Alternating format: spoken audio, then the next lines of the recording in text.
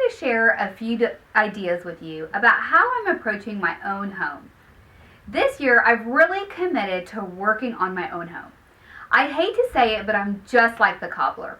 By the time I'm done with work and my kiddos and all of the other life's obligations, I barely have time to work on my home. But just like any other project, we've committed to finishing certain areas of our home this year. Whenever I'm working on my home or a design project, I am always on the lookout for stunning, one-of-a-kind artwork. It's something that's always turning in the background. I do this all throughout the process, as you never know what you'll find when you start hunting. And when I think about artwork, that doesn't always necessarily mean a painting.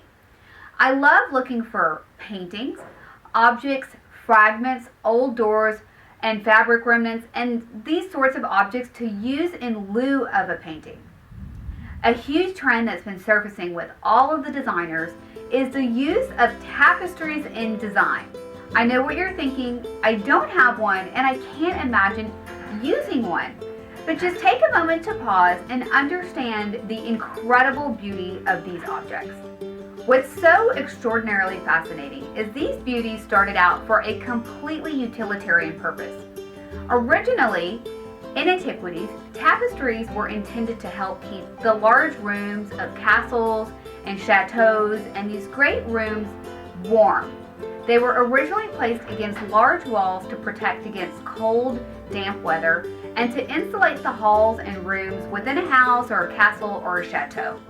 However, starting in the 13th and 14th century, which was a very long time ago, inspired by Gothic art, which is a term that I'm sure you've heard, tapestries were created weaving stories of God and religion. Taking this art form to the next level really helped raise the beauty of these pieces. French tapestries became very popular and continue to experience a renaissance and are quite the rage still today. What makes these pieces so fascinating and unique are, one, a true antique piece would have been handmade by an artisan that probably had to go years and years of apprenticeship. And second, the subject matters. Historically, you'll find a huge range of subject matters in a tapestry, such as what was going on during the times, symbols of protection or hope, aspiration, and even scientific journaling. What, you're wondering? That means you're going to find tapestries depicting nature scenes and the inner workings of the animal kingdom as documented during that time period. So how do you know if a tapestry is an antique or not? Well, you have to study the subject matter and do a little bit of research on it when you find one. Also, look at the back of the tapestry. Is it perfect? If it is perfect, that probably means it's a reproduction, which is still great. Just know what you're buying. Several of the original factories in France reproduced their original tapestry designs from the 13th and 15th and 16th century, so you can still get a wonderful, authentic reproduction. Also take a look at the front. Does that look perfect? If so, again, this might be machine made or a reproduction. There's nothing wrong with getting a reproduction. These tips are just a helpful guide so that you know the difference when you're on the hunt for one of these exceptionally rare pieces. In today's interiors, I love how classic a tapestry looks against our modern interiors.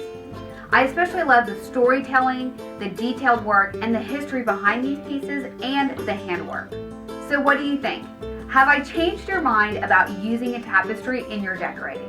If so, leave a comment and let us know where you might use one in your home. Did you like this video? If so, be sure to subscribe to our channel. And also head over to our website where you can sign up for free email design tips. And I'd appreciate the honor of you sharing this video with any of your friends and loved ones. Thanks so much for watching. Till next time. Our projects can lean too heavily new or even too heavily period. Even though I personally love antiques, I really want to mix in all different periods.